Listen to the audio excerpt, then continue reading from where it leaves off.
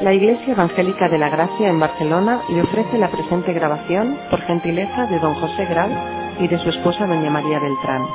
Le invitamos a visitar también la página web josegrau.es. Deseamos que Dios le bendiga.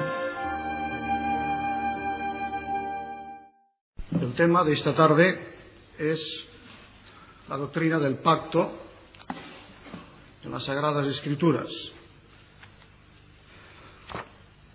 A lo largo de la historia de la salvación, Dios demuestra su amor y su misericordia para con el ser humano que está caído en sus pecados, en su frustración, y no solamente hace todo lo que está en su mano para salvarle, sino que Dios establece una relación de amistad, una comunicación, se establece un diálogo, una relación entre Dios y el hombre. Y vemos cómo constantemente, a lo largo de la Escritura, esta relación toma la forma de un pacto o alianza. Es una alianza, un pacto que Dios establece con aquellos que ha redimido y con los cuales quiere estar, a los cuales ha convertido en su pueblo y de quienes Él quiere ser su Dios. Pero antes de entrar en el tema, quizá debamos hacer una aclaración. Cuando hablamos del pacto o la alianza, estos conceptos no deben entenderse a la manera nuestra. Nosotros entendemos un pacto como un acuerdo, un consenso que se verifica entre dos partes, después de toda una serie de discusiones, un tira y afloja. Dos partes que, en plan de igualdad, se proponen hacer algo y establecen una relación bajo una serie de condiciones. Pero el pacto es el resultado de las conversaciones, la negociación que hay entre las dos partes antes de que se llegue a firmar. Bien, nada más lejos del concepto bíblico de pacto. El concepto bíblico de pacto más bien se asemeja, se acerca a los tratados que un rey, que era el vencedor, imponía a los vencidos, pero con una diferencia, que Dios no trata al ser humano como un vencido, sino todo lo contrario. Lo que quiere es elevarle y quiere convertirle en un vencedor. Los pactos que Dios establece con el ser humano siempre son iniciativa divina, o sea, parten del Señor. Las cláusulas, las condiciones las pone el Señor, no las discute con el hombre. Dios ofrece su salvación, ofrece su comunión, ofrece este vínculo, ese contacto, este plan de andar juntos, pero bajo unas reglas y unas condiciones que Dios de antemano establece. Entonces al ser humano le es ofrecida la oportunidad de aceptar o rechazar. Esto es lo que puede hacer el hombre. O bien en agradecimiento, aceptar el don de Dios y andar conforme a su voluntad, o rechazar esta oferta. Pero, repito, el pacto no es nunca, en términos bíblicos, el resultado de un forcejeo entre dos partes. Y dicho esto, vamos a entrar ya en materia. Desde el comienzo de la humanidad vemos esta relación de pacto, pero en donde comienza ya a hacerse muy clara, no voy a entrar si esta idea, este concepto está en la relación de Adán y Eva con su creador, sino que vamos a comenzar por el capítulo 6 de Génesis, en donde la idea está muy clara. Es el pacto con Noé después del diluvio. En Génesis 6, 18 y 9, 9. Estableceré mi pacto contigo. He aquí que yo establezco mi pacto con vosotros y con vuestros descendientes y con todo ser viviente que está con vosotros, aves, animales y bestias. Se ha llamado este pacto el pacto de la naturaleza, de la creación, porque después que el diluvio vino como el castigo de Dios por la apostasía, por la impiedad de los hombres, la naturaleza también fue conmocionada. Cualquiera que tenga un conocimiento, aunque sea superficial, de la Biblia, sabe que el orden de cosas en el universo antes del diluvio era distinto de después del diluvio. Toda la creación, la naturaleza ha sido conmocionada. Entonces el hombre se encuentra, por así decirlo, en un universo nuevo, o casi nuevo. Un universo maldito por el pecado, según ya hemos leído en Génesis 3. La tierra será maldita por causa del pecado del hombre. Y entonces Dios lo que quiere es dar una seguridad al morador de esta tierra. Dios en su misericordia ha salvado a Noé. Y de la descendencia de Noé volverá a poblarse el universo. Y quiere darle la seguridad de que no volverá a haber una hecatombe como aquella. Y entonces este es el compromiso que Dios toma. En Génesis 9, 11 y 13. No exterminaré ya más toda carne con aguas de diluvio. Mi arco he puesto en las nubes, el cual será por señal del pacto entre mí y la tierra. De ahí que se le llama este pacto el pacto de la naturaleza. El pacto que Dios hace con el universo, con la tierra y con el ser humano, con los moradores de la tierra. Es el compromiso de Dios. Es un pacto que abarca toda la humanidad. No tiene que ver con creyentes, sino con seres humanos, como tales. Se le ha llamado el pacto de la gracia común o universal. Y así como Jesús mismo enseñó que el sol sale para los justos y los pecadores, pues ese pacto de Dios con la naturaleza indica exactamente lo mismo, que en su misericordia Dios conserva este universo porque tiene un plan para él, porque la historia tiene significado. Y el escenario de la historia, que es esta tierra, el planeta en el cual vivimos, Dios va también a conservarlo. Hay que salvar a la raza humana, hay pues también que conservar el escenario en donde la raza humana va a vivir su historia.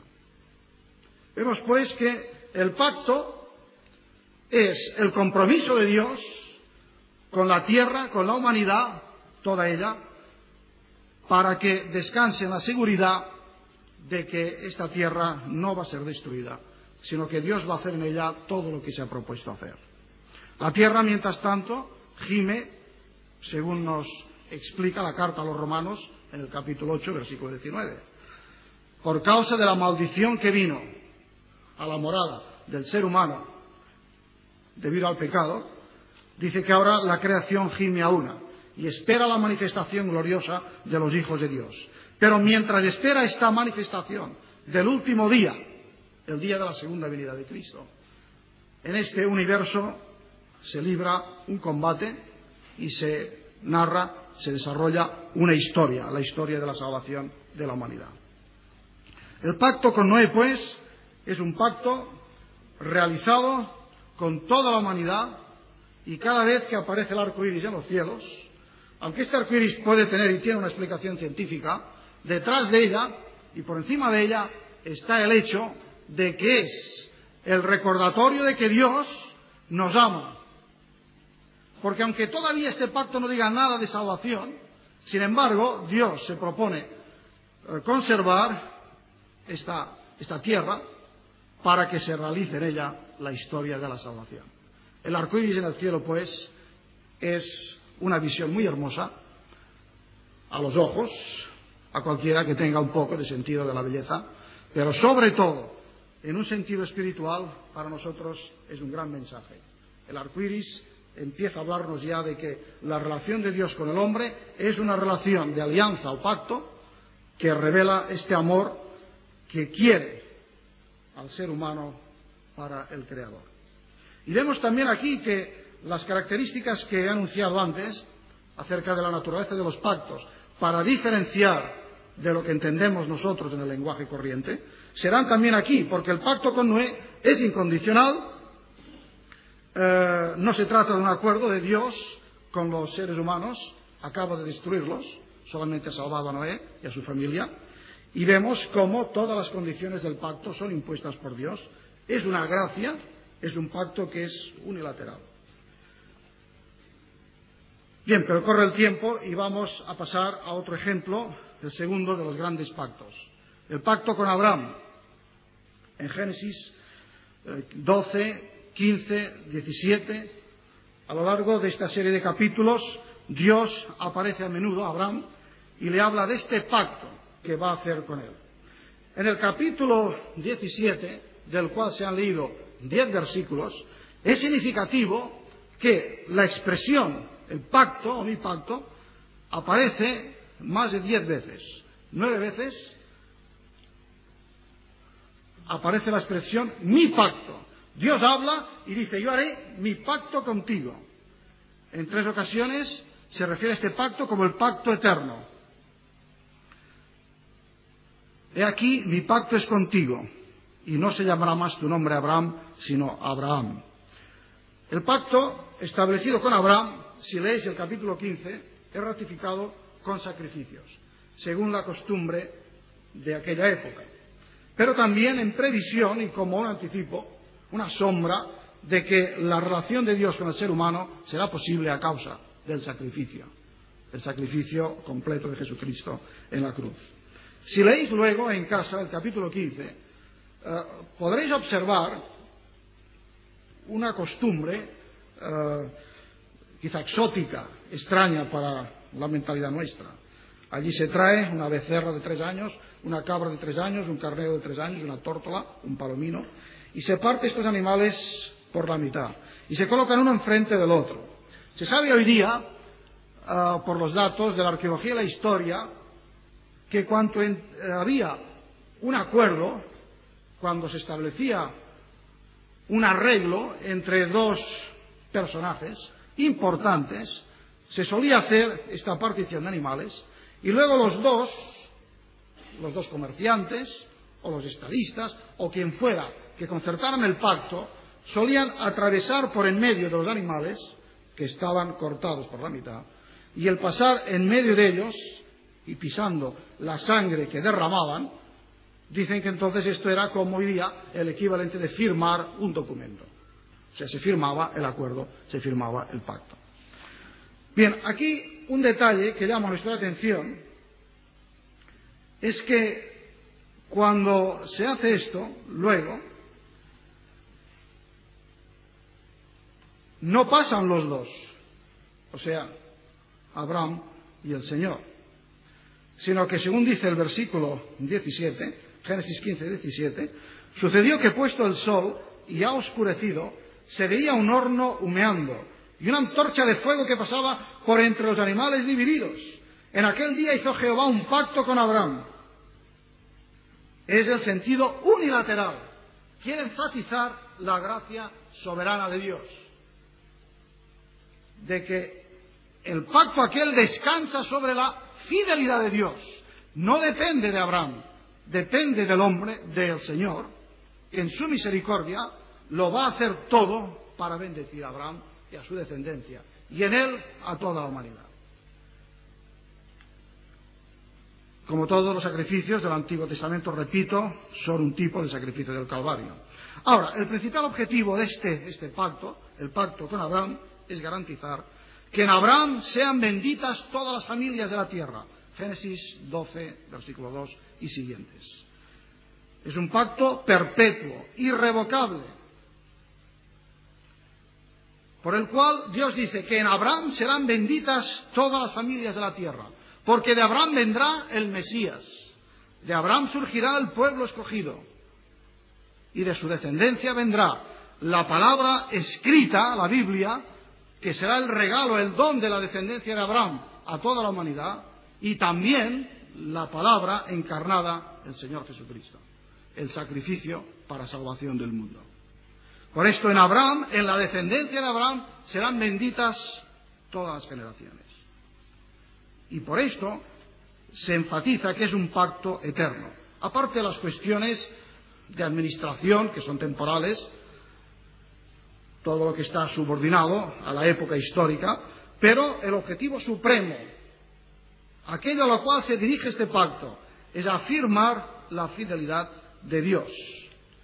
Dios es fiel y Dios va a cumplirlo y lo cumplirá. Y lo cumplió en Jesucristo. Bueno, en Jesucristo, pero antes incluso en toda la serie de pactos que Dios hace también con la descendencia de Abraham.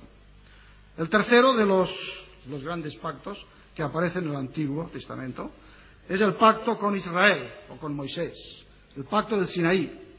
Éxodo 19, Éxodo 20.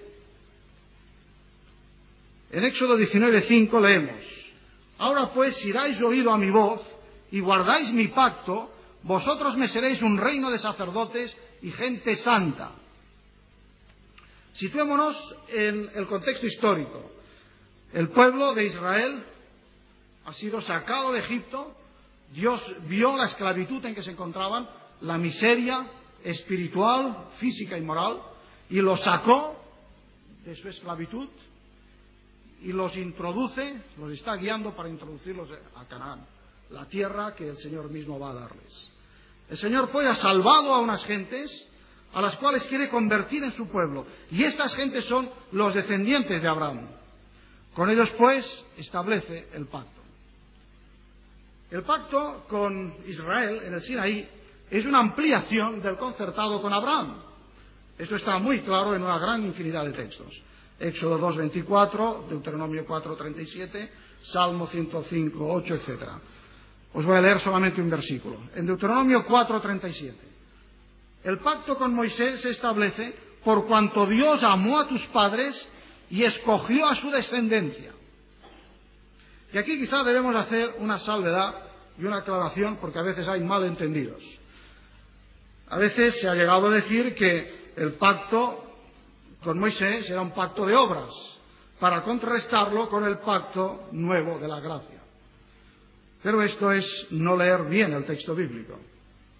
Fueron los fariseos los que convirtieron la ley de Moisés en un camino de salvación por obras, pero no la ley de Moisés. La ley es la norma ética, el código, las normas de vida para un pueblo salvado, no por salvar. La ley no se ofrece para ser salvos a través de ella. El pueblo ha sido salvado ya, ha sido sacado de Egipto. Se sacrificaron los corderos con los cuales se pintó el dintel de todas las puertas donde había los primogénitos. Aquello fue la salvación. Pero ahora el pueblo salvado es salvado no simplemente para librarse de la condenación, sino para andar conforme a la voluntad de Dios. Y para andar conforme a la voluntad de Dios, Dios le da su ley, sus normas. Porque el pueblo redimido no es dejado a su antojo para que viva arbitrariamente, sino que Dios le ofrece un código de vida, le ofrece unas normas, y esto es la ley. Por esto es equivocado imaginar que el pacto concertado con Israel sea un pacto de obras, es un pacto de gracia. Las obras tienen que ser la consecuencia de la gracia, la respuesta agradecida del hombre, exactamente como en el nuevo pacto. Ahora, ya digo, los fariseos son los responsables de esta tergiversación que en el primer siglo, y de ahí el énfasis de San Pablo en sus cartas, cuando él no estaba atacando el Antiguo Testamento, estaba atacando la interpretación que del Antiguo Testamento hacían los fariseos, para los cuales la salvación tenía que ser por obras, porque no habían entendido el lugar de la ley. La ley no es camino de salvación, la ley es una luz para la santificación, pero que nos condena, porque somos débiles y somos incapaces de cumplirla, y somos incapaces de vivir en conformidad con la voluntad de Dios. Pero el pacto concertado en el Sinaí es un pacto de gracia, el pacto que Jehová establece con un pueblo que ha redimido, y le da ese compendio de los 10 mandamientos para que sean una orientación, un regalo de Dios, como se lee en Deuteronomio. ¿Qué pueblo hay como tú, Israel, que esté iluminado por Dios mismo, guiado por Dios, orientado por el Señor en todas las facetas de su existencia? O sea que la ley en Deuteronomio, en todo el Antiguo Testamento, pero particularmente en Deuteronomio, cuando se reflexiona sobre ella, aparece realmente como un regalo, por lo cual el pueblo debería estar orgulloso. Porque de hecho el pacto con Israel sigue al pacto con Abraham. Es una ampliación a nivel de comunidad. No olvidemos esto, la ley de Moisés es entregada en un marco de gracia. Y para agradar a Dios y expresar su gratitud por la liberación de Egipto y la bendición de la tierra que está delante de ellos, los hebreos tienen una ley que es para su bien. Se convertirán en su maldición, claro, pero es por su desobediencia, por su apostasía, por su rebelión, pero no porque haya nada malo en la ley. Lo malo está en el corazón del hombre. Como en todos los pactos que Dios establece, la condición para gozar de las bendiciones divinas es el vivir en respuesta obediente y consagrada. Y para concluir este aspecto del pacto del Sinaí, recordemos una cosa, por si todavía quedan dudas en cuanto a lo que acabo de afirmar, de que el pacto del Sinaí es un pacto de gracia. Recordemos toda la sección litúrgica, los ritos, los sacrificios que se hacían en el templo de Jerusalén. Eran conforme a la ley de Moisés. Ahora, ¿qué eran los sacrificios? Pues eran la manera, el camino que tenía el judío, el israelita, cuando sentía la convicción de su pecado, cuando se sentía que era un pecador, y veía que era incapaz de cumplir lo que Dios exigía de él.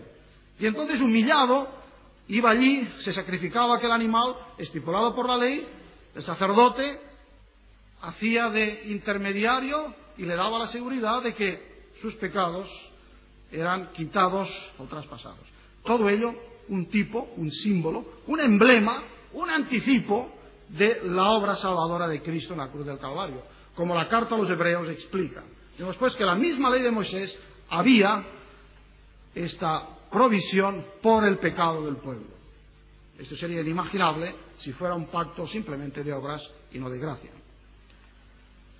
Continuemos, tenemos que seguir. El cuarto de los grandes pactos es el concertado con el rey David, el pacto davídico. En 2 Samuel 7, 12, 17 se nos narra cómo estableció Dios este pacto con David. Pero hay abundantes referencias a él a lo largo de toda la Escritura.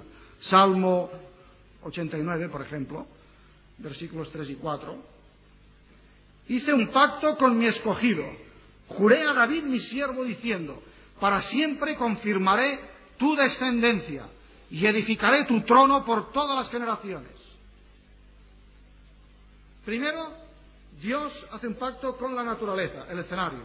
Luego escoge a un hombre, Abraham, concierta un pacto con él para asegurar que de su descendencia vendrá la bendición y la salvación. De la descendencia de Abraham, reúne al pueblo, lo salva de Egipto, le da la ley, y ahora, en este cuarto pacto, aparece una nueva dimensión, es la dimensión del reino. David, ya lo sabéis, tenía un gran deseo en su corazón, edificar un templo al Señor, edificar el templo de Jerusalén, pero no pudo llevarlo a cabo. Esta sería la tarea que realizaría su hijo. Pero Dios le dice, a ti te voy a dar algo mucho más importante, porque tú vas a ser el receptor de mi pacto en cuanto al reino.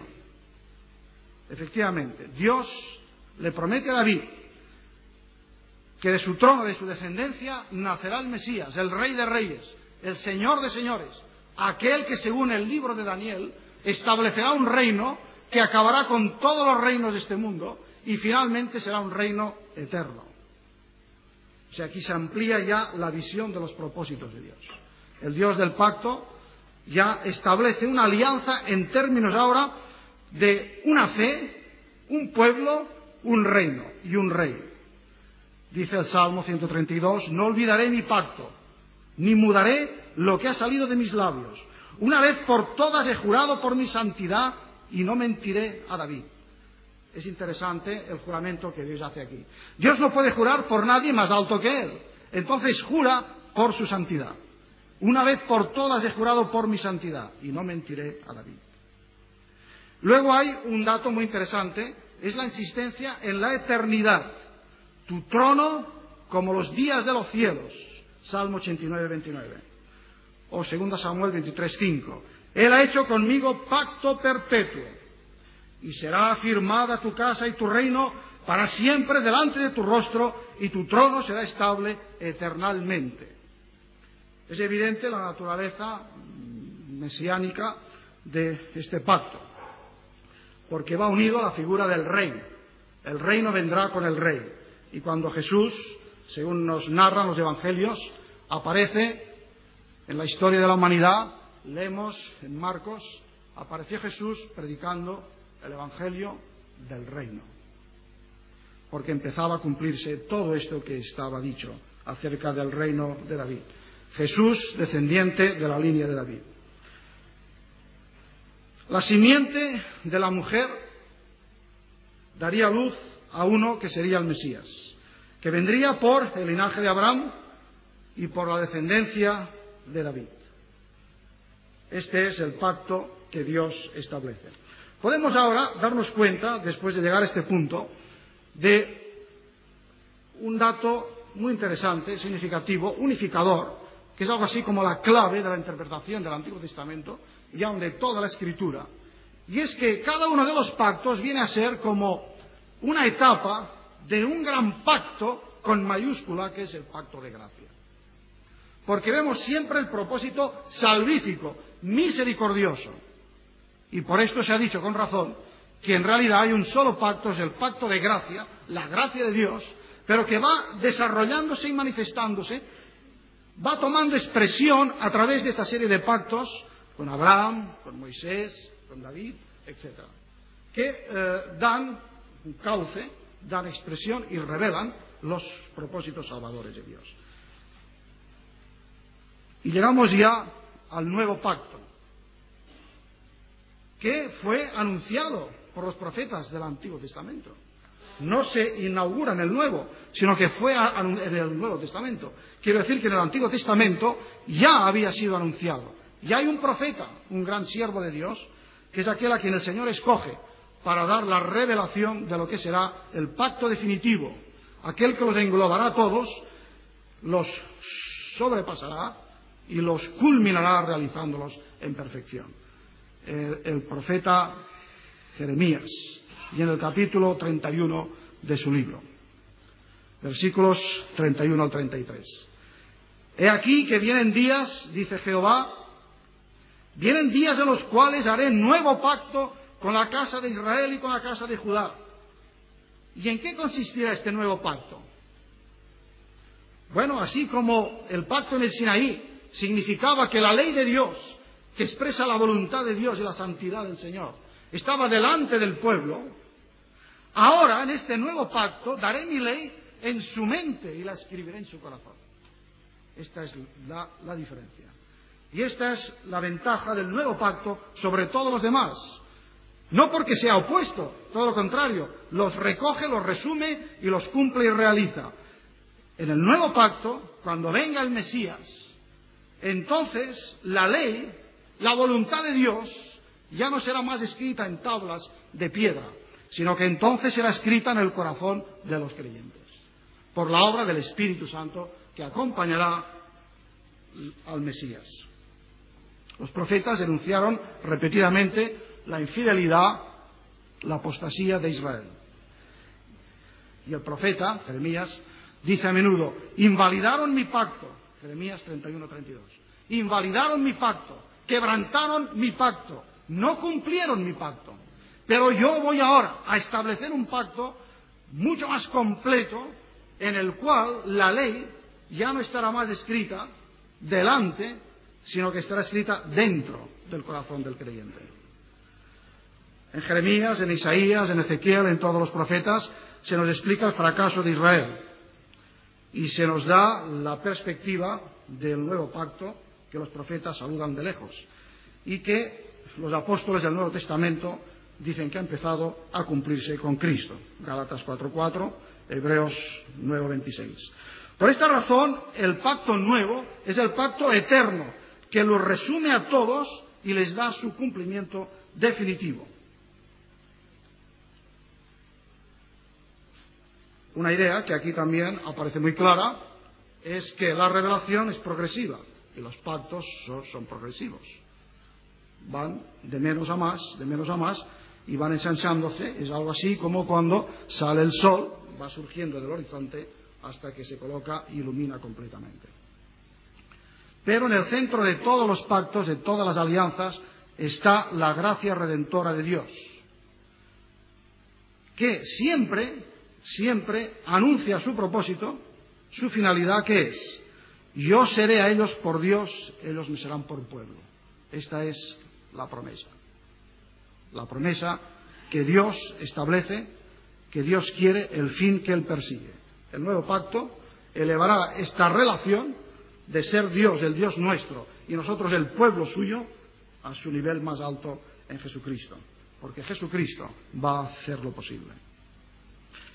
Los judíos habían reducido la idea del pacto o alianza a un círculo muy estrecho, pero en Jeremías, una de las cosas más hermosas que se anuncian, siguiendo ya lo que había sido empezado a decir por Isaías, es que en el nuevo pacto, con la nueva alianza, el Mesías aportará una dimensión universal. Jehová, Dios de Israel, muy bien, pero Jehová ahora será también en Jesucristo el Salvador de toda la humanidad, porque los gentiles son llamados también a la salvación, y toda la humanidad es invitada. El siervo de Jehová será al mismo tiempo la alianza del pueblo universal y la luz de todas las naciones. Y entonces el pacto ya en Jesucristo es un pacto eterno y universal. Recoge todo el propósito salvador de Dios y lo hace eterno. El tiempo nos apremia, todavía tenemos que decir algunas cosas, aunque sea de manera muy rápida, ver cómo en el Nuevo Testamento, en la epístola a los Gálatas, en el capítulo 3, también en el 4, pero en 3:8, podemos ver que San Pablo recoge la doctrina de estas alianzas de Dios en el pasado, en el Antiguo Testamento, la hace suya y dice que en el Evangelio se cumple. La Escritura, previendo que Dios había de justificar por la fe a los gentiles, estoy leyendo Gálatas 3:8, la Escritura, previendo que Dios había de justificar por la fe a los gentiles, dio de antemano la buena nueva a Abraham, diciendo, en ti serán benditas todas las naciones. De modo que los de la fe son bendecidos con el creyente Abraham, para que en Cristo Jesús la bendición de Abraham alcanzase a los gentiles. En el versículo 17 queda identificado el pacto de Abraham con el pacto de Cristo. Pero es que hay más. Aquí donde se dice que dio de antemano la buena nueva a Abraham, en el original dice literalmente, Abraham fue evangelizado. O sea, Abraham recibió de antemano la buena nueva. ¿Esto de qué nos habla? ¿Qué nos enseña? Pues nos enseña la unidad de los propósitos de Dios. Como Dios, a lo largo de diferentes administraciones o dispensaciones, Él tiene un plan único, una voluntad única de salvación, un propósito determinado, y cómo por encima de todos los condicionamientos históricos, de lugar, de épocas, de costumbres, Él va realizando su obra. Pero ya desde el principio, aquella idea, la palabra que dio Abraham, pues es lo que tiene en mente para ser también de bendición a todos los gentiles, a toda la humanidad.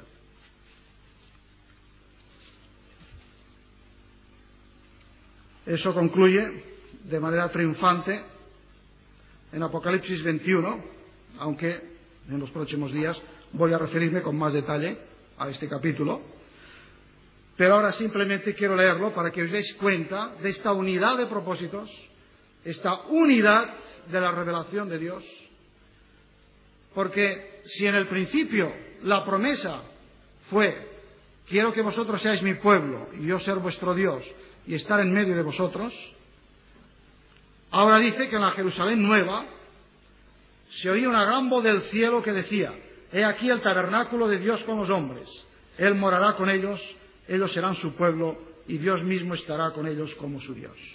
Esta es la realización definitiva, el cumplimiento por toda la eternidad en los cielos nuevos y la tierra nueva del plan de Dios.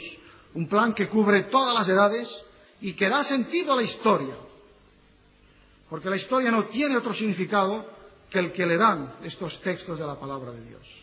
De manera que la palabra de Dios nos ilumina, nos guía y nos salva, y nos comunica esta voluntad salvadora de Dios que quiere tener comunión con nosotros. Bien, soy consciente de que he apretado mucho porque faltaría esclarecer algunos puntos. Por ejemplo, hacer una comparación entre lo que realmente son diferencias entre un pacto y otro, y luego lo que los une a todos, en detalle, en precisión, pero no hay tiempo, ni tal vez tampoco sea ahora el momento. Pero espero que por lo menos hayamos tenido una visión global de conjunto de cómo la idea de pacto es fundamental. Es una clave para entender la historia de la salvación. O sea, no es un concepto que los teólogos se sacan de la manga. Es algo que cualquier lector humilde, sencillo y sincero saca del texto bíblico. Porque el texto bíblico está lleno de esta expresión. Pero no de la expresión, que esto no tiene mucha importancia, la palabra, sino del hecho, de lo que esconde esta frase. Mi pacto, querer ser vuestro Dios. Esta es la idea. Establecer una relación, una comunión. Por lo cual creo que todo ello tiene una serie de enseñanzas o aplicaciones. Yo aquí he enumerado algunas y con ello voy a concluir. En primer lugar, la primera consecuencia, que ya he dicho algo de ello, es la unidad básica de la revelación. La Biblia son 66 libros, pero es una sola revelación. Es un solo mensaje de salvación. Las diferencias no son contradictorias. Las diferencias que puede haber entre un libro y otro, entre un pacto y otro, entre una época y otra. En todo caso, son complementarias, armónicas. Hay un progreso en la revelación, porque hay una unidad de propósitos divinos. Y Dios no puede ser arbitrario. Dios no puede querer una cosa en la época de Abraham y querer otra en la época de Moisés y querer otra en la época de Cristo. Porque entonces Dios se contradeciría. Y Dios es inmutable. Y Dios es el mismo siempre. Y Dios se ha revelado como un Dios de amor y de gracia. Aquí quizá, entre paréntesis, convendría también aclarar un grave malentendido que a veces se oye de que el Antiguo Testamento es ley, el Nuevo Testamento es gracia. Bueno, el Antiguo Testamento está lleno de gracia, porque si no, no hubiera podido subsistir el pueblo que siguió como remanente fiel. Y en el Nuevo Testamento hay ley, por lo menos si la entendemos como normas. San Pablo mismo dice, yo soy libre, pero cuidado, no que esté sin ley, estoy bajo la ley de Cristo. Cristo además se ofrece en las Escrituras, se presenta, se dibuja su obra como inmolado desde antes de la fundación del mundo. Es ese Dios mismo, el mismo Dios único, con una revelación única. Unidad, pues, del carácter y naturaleza de la revelación y de Dios mismo. Pero eso también nos conduce a otra consecuencia. La unidad básica del pueblo de Dios. No hay dos pueblos de Dios, o tres, o cuatro, o cinco. Hay un solo pueblo de Dios. Hubo un pueblo y hay un pueblo. Y por pueblo de Dios entendemos el pueblo redimido. Hay un texto en la Sagrada Escritura, ya lo he mencionado, voy a repetirlo, Apocalipsis 21, que es del todo significativo sobre el particular. Porque allí aparecen los muros de la Jerusalén de arriba, en los cuales dice que aparecen los nombres de las 12 tribus de Israel. Y luego, a renglón seguido, esto lo dice Apocalipsis 21:12, y luego Apocalipsis 21:14 dice, y los fundamentos de los muros llevan los nombres de los 12 apóstoles del Cordero. Y luego Apocalipsis 15:3 dice que en el cielo se canta un cántico, que es el cántico de Moisés, siervo de Dios, y el cántico del Cordero, al unísono. O sea que aquí no hay dos pueblos de Dios, no hay una meta para un pueblo terrenal y otro espiritual, hay una única meta y un único plan de Dios para su pueblo único, sea judíos o gentiles, con tal que sean salvos por Cristo, por la sangre de Cristo, entregados a Él, viviendo en comunión con Él, y todos cantamos el cántico de Moisés, el Antiguo Testamento y el Nuevo, porque todo es la palabra de Dios. El Antiguo es el anuncio, el Nuevo es el cumplimiento. Y Dios es el esposo de su pueblo, y Dios no tiene dos esposas, Dios tiene una sola esposa, que es la Iglesia, y Cristo es la cabeza de esta Iglesia. En tercer lugar, como una consecuencia o aplicación, enseñanza, la idea de pacto nos enseña que ser salvo no significa solamente tener el perdón de los pecados, aunque lo incluye, lógicamente, sino que ser salvo es un llamado al perdón y a la comunión y al servicio. Quizá por esto el Señor no dijo, id por todo el mundo y haced conversos, sino que dijo, id por todo el mundo y haced discípulos, que incluye al converso, por supuesto, pero abarca mucho más, abarca la idea de la comunión y de la entrega y el servicio. Hemos de desear, por supuesto, el perdón de Dios, pero más que el perdón de Dios, al Dios del perdón. Porque la madurez espiritual, la verdadera espiritualidad bíblica, es superar aquella fase egoísta, aunque de un buen egoísmo, de un sano egoísmo, en que uno busca su salvación, pero llegar a aquel punto en que lo que más ya se quiere y se anhela es la comunión con Dios, con el Dios de la salvación. Gracias, Señor, porque nos has salvado. Pero ahora vamos a deleitarnos en ti. Ahora lo que más deseamos eres tú mismo. Y solo la ausencia de Dios debería ser algo espantoso. Pensar que un mundo sin Dios sería terrible. O sea, llegar a ese punto en que Dios se nos hace tan urgente y necesario que lo que más deseamos es Él mismo, por encima de todo egoísmo. En cuarto lugar, como cuarta enseñanza, la doctrina del pacto en la Biblia nos prohíbe separar al Cristo Salvador del Dios Señor y soberano. El que salva es Dios, Cristo total. Es el mismo que anhela nuestra comunión. Entonces eso va contra una idea que a veces ha circulado de que hoy se puede aceptar a Cristo como Salvador, pero luego dejas para más tarde aceptarlo como Señor. Hoy tienes una experiencia de conversión y más adelante tendrás una experiencia de santificación. Hoy tomas un poquito de Cristo y mañana vas a tomar otro poquito. Esto es antibíblico completamente, porque este Dios que establece su relación de pacto se ofrece todo Él, totalmente, el Cristo total, para salvar al hombre total. Y para salvarnos totalmente significa darnos nueva vida, pero también ofrecernos un camino, abrirnos un camino y unas metas nuevas de comunión con Él. Si somos llamados a establecer una alianza con Dios, a ser los aliados de Dios, siervos y compañeros suyos, unidos en relación de pacto, es imposible pensar en términos de yo me acojo a la salvación y no quiero saber ya nada más. Esto es no haber entendido el mensaje bíblico, el mensaje sobre todo cuando viene en el lenguaje de la doctrina del pacto.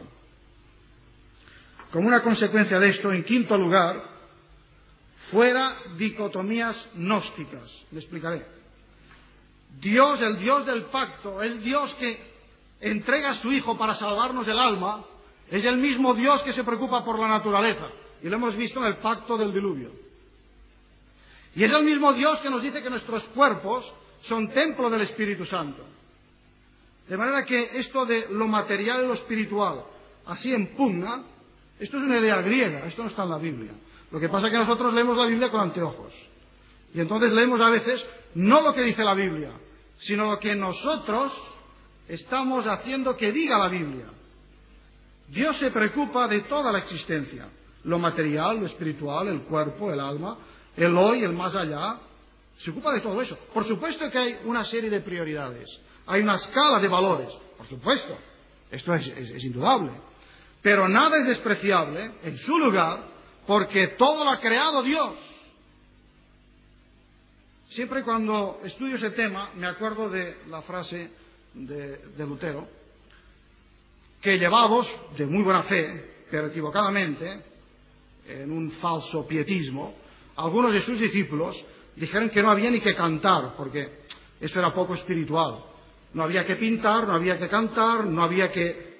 Y entonces él dice, hombre, vamos a ver, vamos a darle toda la buena música al diablo, ni hablar. Dice, la buena música yo la voy a robarla al diablo y se la voy a dedicar a Dios, con ese lenguaje tan pintoresco que tenía él. Con lo cual quería decir, y creo que en conformidad con la doctrina bíblica, que si Cristo es Señor, tiene que ser Señor de todas las esferas de la vida, y que nada le es ajeno. Bueno, pues esto viene a cuento y viene a la memoria nuestra siempre que analizamos la doctrina del pacto. Estábamos examinando el otro día Éxodo 6 y vimos cómo Dios, cuando saca a Israel de Egipto, le dice que lo libra de la servidumbre, lo libra de la esclavitud, lo redime. Si nosotros hacemos un análisis de cada uno de estos elementos, nos daremos cuenta de que lo que hace Dios es preocuparse por todas las facetas de la vida de Israel. comenzando por lo espiritual, pero acabando incluso por lo material, lo cotidiano, lo de cada día. O sea que Dios desciende para salvarles en la totalidad de su existencia. Y por eso luego les dará una ley para que les guíe en la vida de cada día. En esa cuestión hay dos extremos. Hay el extremo que hoy día viene representado por la mal llamada teología de la liberación, que cree que la salvación es meramente horizontal, que es meramente una cuestión política, económica o sociológica. Y el otro extremo, el pietismo escapista, que cree pues que no hay que preocuparse por nada de este mundo y que simplemente hay que esperar ser arrebatados para ir al cielo con el Señor y se acabó. Aquí nosotros no tenemos nada que hacer. Una actitud muy típica que de hecho es escapista. Pero las dos son equivocadas, porque ni el mensaje del Evangelio es un mensaje de liberación económica o política, pero tampoco es un mensaje escapista que libra al hombre de sus responsabilidades en relación con su prójimo y en relación con sus deberes aquí y ahora. Bien, sobre este punto habría mucho que hablar, pero yo creo que una de las bendiciones del estudio de estos conciertos, acuerdos que Dios hace con el hombre a través de los pactos es este, que Dios se preocupa de todo. Dios se preocupa de sus hijos en todo lo que hacemos las 24 horas del día. Y por esto tal vez Jesús nos enseñó a orar por el pan nuestro de cada día.